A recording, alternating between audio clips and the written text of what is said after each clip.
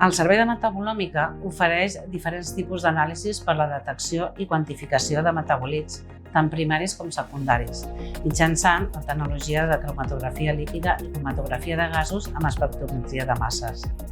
Actualment, tenim posats a punt determinacions com sucres, àcids orgànics, aminoàcids, carotenoids, caraminoids, entre altres.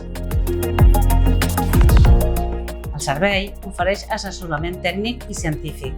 També donem suport en preparació de mostres i formació en l'ús dels equips.